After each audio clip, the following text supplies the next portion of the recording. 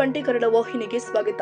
ಹುಕ್ಕೇರಿ ತಾಲೂಕಿನ ಸಂಕೇಶ್ವರ ಪಟ್ಟಣದ ಗಾಂಧಿ ಚೌಕ ವಿಠಲ ದೇವಸ್ಥಾನದ ಆವರಣದಲ್ಲಿ ಪ್ರತಿ ವರ್ಷದಂತೆ ಈ ವರ್ಷವೂ ಕೂಡ ರಸಿಕಾ ವ್ಯಾಖ್ಯಾನ ಮಾಲೆ ಕಾರ್ಯಕ್ರಮ ಭಕ್ತಿಯಿಂದ ದ್ವೇಷ ಮುಕ್ತ ವಿಷಯಕ್ಕೆ ಸಂಬಂಧಪಟ್ಟಂತೆ ಅರ್ಥಪೂರ್ಣವಾಗಿ ಜರುಗಿದೆ.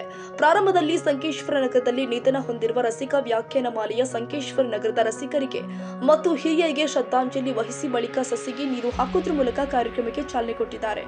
ಇನ್ನು ಈ ಕಾರ್ಯಕ್ರಮದ ಮುಖ್ಯ ಅತಿಥಿಯಾಗಿ ಮಹಾರಾಷ್ಟ್ರ ಮೂಲದ ಗಡಿಂಗ್ಲಜ ನಗರದ ಅರ್ಜುನ ಹರಾಡೆ ಅವರು ಸಮಾಜದಲ್ಲಿ ಆಗು ಹೋಗುವ सत्य परिस्थिती ಬಗ್ಗೆ ದ್ವೇಷ मुक्त विषयದ ಮೇಲೆ उद्देशिಸಿ मातनाडिದ್ರು. आणि हा सगळा अनुभव घेऊन आपण आता जगतोय.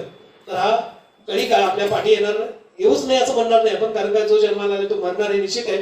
पण ते मृत्यूचं भय बाजूला जावं, मृत्यू यायला हरकत नाही, पण तो योग्य ठिकाणी यावा, योग्य वेळी यावा आणि योग्य पद्धतीने यावा. हे सगळं साध्य होतं नामस्मरणाने. म्हणून हे सगळे संत मंडळी त्या सत्वरज्जूचं सातत्याने आपल्याला उदाहरण देत राहतात. हे वाट्याला आपल्या येणं अपेक्षित आहे आणि हे सगळं आपल्याला मिळतं ते सगळ्या या संत साहित्यातून.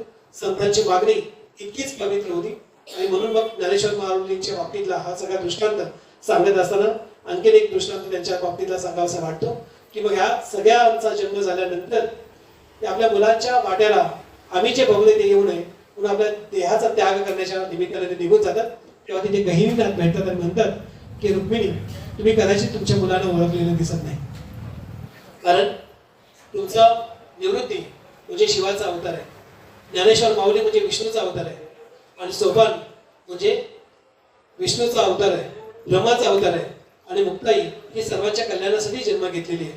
तुम्ही कदाचित तुमच्या मुलांना ओळखलेलं नाही, तुमचा त्रास त्या मुलांना जराही होणार नाही, तुम्ही जिवंत राहा.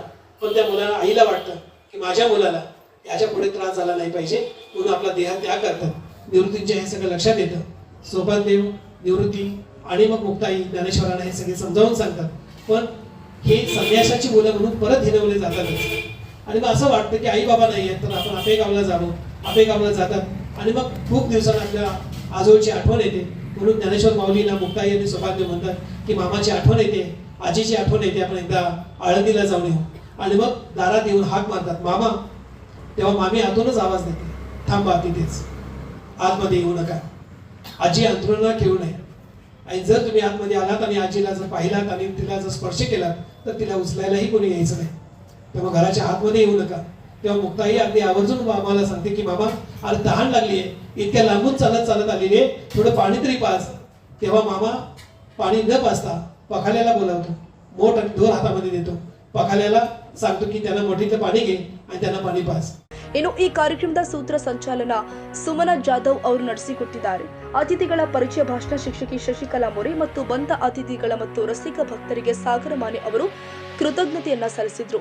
ಈ ವೇಳೆ ಪುಷ್ಪರಾಜ್ ಮಾನೆ, ರಾಜು ಜಾಧವ್, ಶಶಿಕಾಂತ್ ಕಡಗಾವಿ, ವಿಲಾಸ್ ಗೋರ್ಪಡೆ, ಅಜಿತ್ ವಾಳಕಿ, ಮಧುಕರ್ ಮಾನೆ, ಅಪ್ಪ ಮೋರಿ ಸೇರಿ ನೂರಾರು ಜನ ಉಪಸ್ಥಿತರಿದ್ದರು. Vinayaka Bhosale, ಟಿವಿ20 Kannada, Sankeshwar.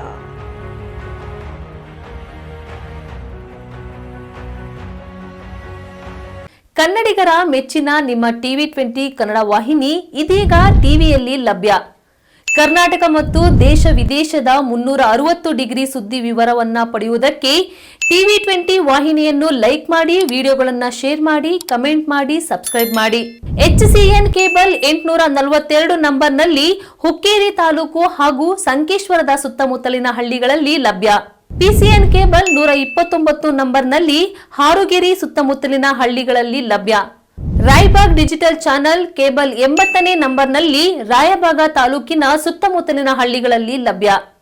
UDCN cable network Ugar ಸುತ್ತಮುತ್ತಲಿನ ಹಳ್ಳಿಗಳಲ್ಲಿ ನಿಮ್ಮ ಟಿವಿ20 ಕನ್ನಡ ವಾಹಿನಿಯೂ ಲಭ್ಯ.